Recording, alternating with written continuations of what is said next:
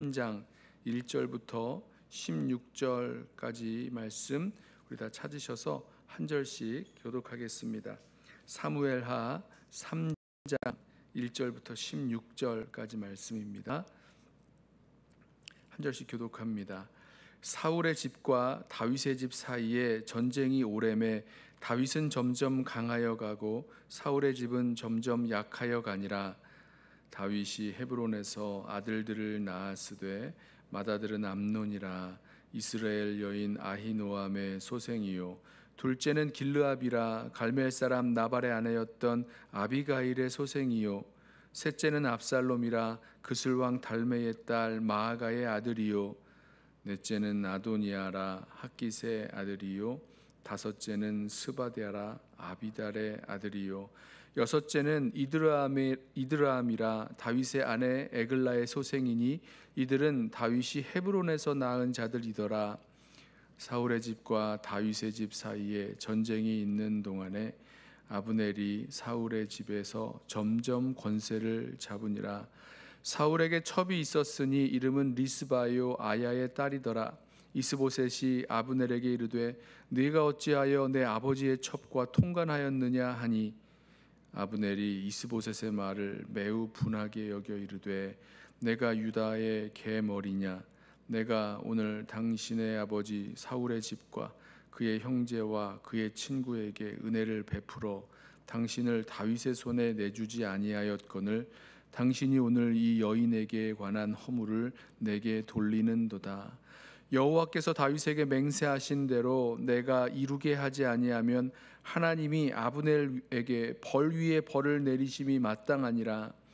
그 맹세는 곧 이 나라를 사울의 집에서 다윗에게 옮겨서 그의 왕위를 단에서 브엘세바까지 이스라엘과 유다에 세우리라 하신 것이니라 하매매 이스보셋이 아브넬을 두려워하여 감히 한마디도 대답하지 못하니라.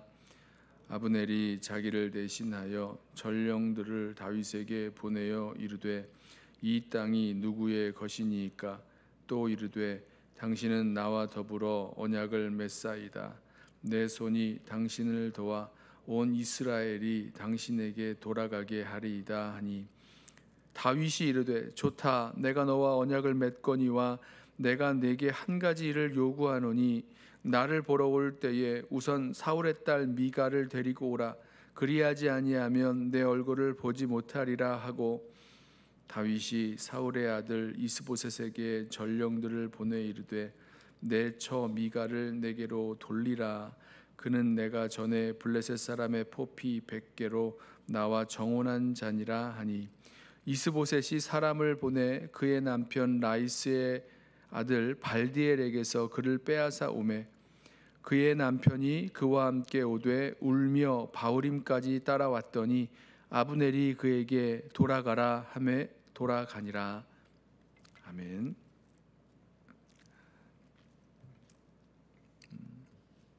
우리 눈에 당장 보이는 일이 없더라도 조금씩 점점 강하여져 가는 수가 있고 아니면 반대로 점점 약해져 가는 수가 있습니다. 보이지 않아요. 보이지 않지만 아주 조금씩 강하여지기도 하고 또 약해지기도 합니다. 오늘 말씀을 보면 3장 1절에 사울의 집과 다윗의 집 사이에 전쟁이 오래매 다윗은 점점 강하여 가고 사울의 집은 점점 약하여 갔다. 이렇게 말씀하고 있습니다. 사울의 집은 점점 약하여 가는데 그 동시에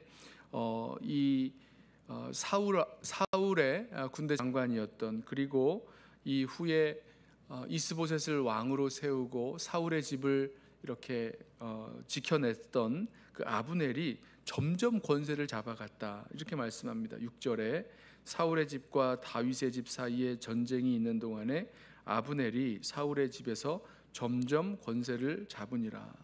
그러니까 다윗의 집이 점점 강하여져 가는 동안에 사울의 집은 점점 약하여져 갔고 그 사이에 사울의 집이 아니라 이 아브넬이 사울의 집에서 더욱더 점점 조금씩 더 권세를 잡아 갔다는 것입니다.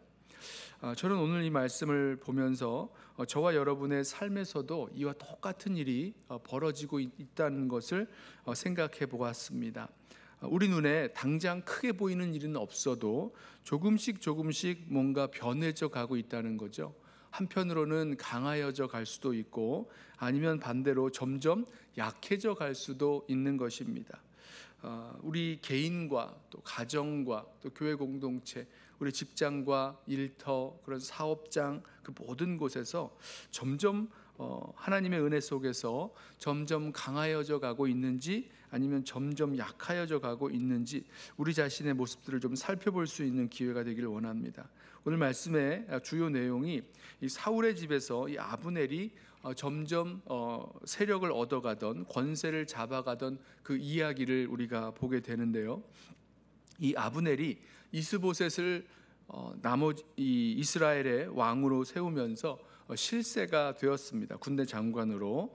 그리고 이 이스보셋 이 아브넬이 군대를 이끌고 이 다윗의 집 군대와 이렇게 대치하는 동안에 점점점 더 이 이스라엘의 실세가 되는 그런 군대 장군이 되어가고 있었습니다. 그 결과 사울의 첩이었던 리스바를 취하죠. 당시에 왕의 첩을 취한다는 것은 왕의 후계자라는 그런 후계자가 된다, 내가 후계자임을 나타내는, 그리고 왕의 후계자가 된다라는 그런 의미를 담고 있었다고 합니다.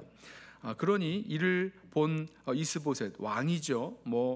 실권은 아브넬이 갖고 있다고 해도 분명히 이스보셋이 사울의 아들로서 왕이 되었는데 이 모습을 보고 이 아브넬을 책망합니다. 내가 어찌하여 내 아버지의 첩을 취하였느냐라고 하면서 이 누굽니까?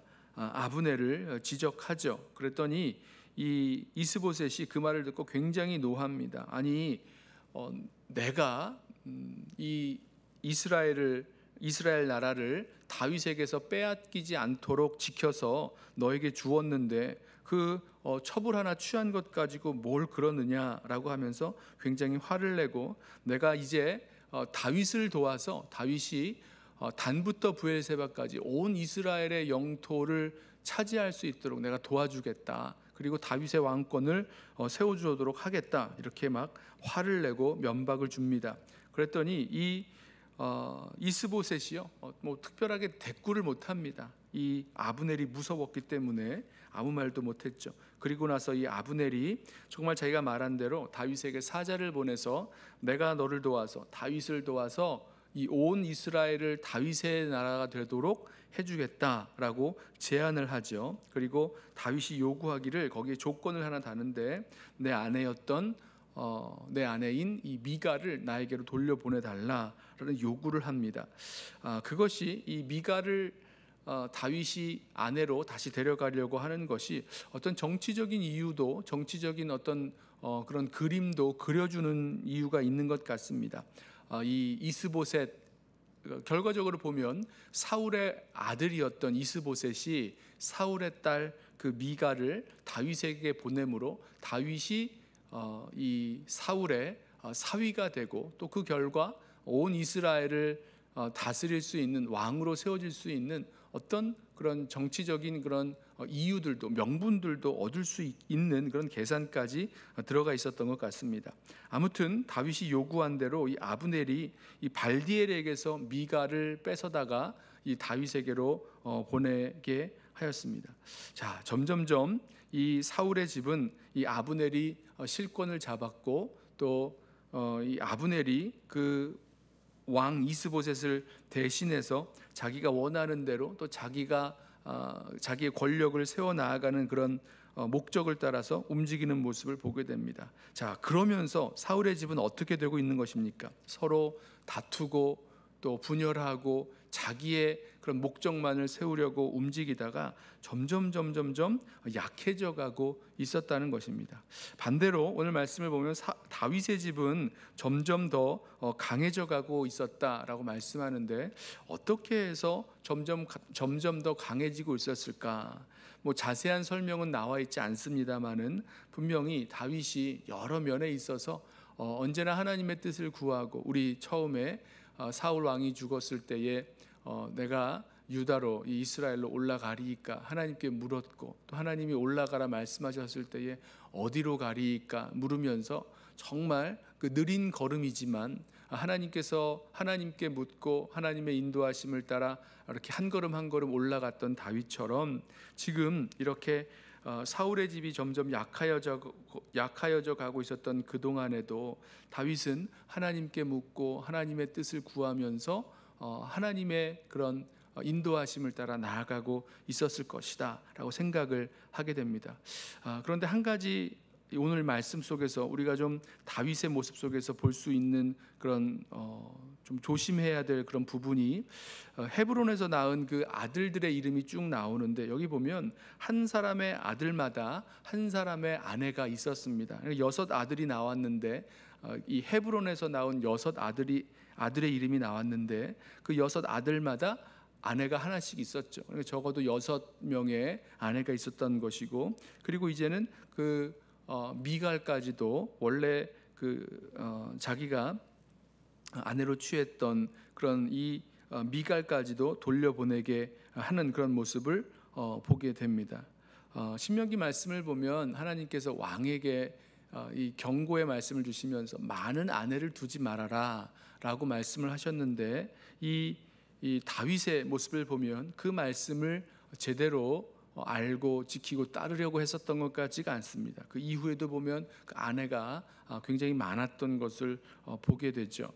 자, 다윗의 집과 사울의 집 사이에서 전쟁이 계속되는 동안 다윗은 점점 강하여져 갔고 사울의 집은 점점 약하여져 갔습니다만은 다윗에게도 이렇게 눈에 보이지 않지만 잘 깨닫지 못했지만 뭔가 문제가 될 만한 하나님 앞에서 문제가 될 만한 일들이 보이고 있었다라는 것 우리가 짐작하게 됩니다.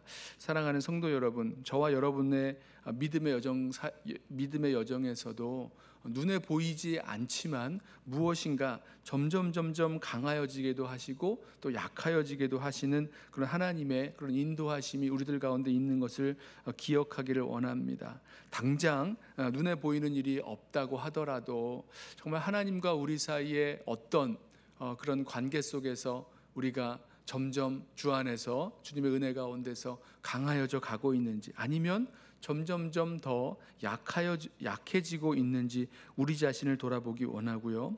또 아무런 일이 없더라도 정말 이것이 하나님의 뜻에 또 하나님 말씀에 부합하는지 하나님의 뜻인지 아닌지 늘 돌아보면서 살아갈 수 있기를 원합니다. 다윗의 집이 점점 강하여졌다는 이 말씀은 반대로 어느 순간 다윗의 집 또한 점점 약하여질 수도 있다라는 그런 가능성을 갖고 있다는 것 우리 기억하면서 언제나 주님 앞에 우리 자신의 모습을 돌이켜보고 주의 말씀을 늘 붙들고 살아갈 수 있는 저와 여러분 되시기를 주님의 이름으로 부탁하고 축원합니다. 기도하겠습니다. 사랑하는 주님, 우리 눈에 보이지 않지만 점점점 더 강하여지기도 하고 점점점 더 약해지기도 하는 그런 모습들, 또 아무 일 없이 모든 것이 잘 되어가는 것처럼 보이지만 결국 그것이 나중에 문제가 되고 정말 큰 아픔과 고통이 될 소지가 될 수 있는 것을 우리 믿음의 눈으로 또 주의 말씀을 통하여 볼 수 있도록 우리 눈을 열어 주시옵소서. 주님, 다윗의 집이 점점 강하여 가고 사울의 집은 점점 약하여져 가는 이 모습 속에서 자기의 유익과 자기의 목적을 위해서 모든 일들을 전권을 행하면서 모든 일에 자기가 원하는 대로 그 일들을 이루어 나아갔던 아브넬의 모습을 보면서 주님, 우리의 모습이 사람 보기에 아니면 당장에 이루어지는 것들 속에서 판단할 것 아니라 언제나 주님 안에서 또 주님의 말씀을 통하여 우리 자신의 삶의 모습을 늘 바라보고 또 회개하고 돌이킬 것 분명히 회개하고 돌이키며 또 주님의 뜻이 무엇인지 늘 구하고 붙잡고 나아가도록 주여 우리를 붙드시고 인도하여 주시옵소서. 우리 삶에 완벽한 것이 있을 수는 없으나 주님, 우리가 최선을 다해서 우리 삶에 주신 모든 시간 속에서 주님의 뜻을 구하고 늘 주님의 말씀에 순종하며 살아가는 그런 삶을 살아가기에 힘쓰도록 우리 모든 성도들 붙드시고 인도하여 주옵소서. 감사하며 예수님의 이름으로 기도드리옵나이다. 아멘. 오늘 주신 말씀 붙들고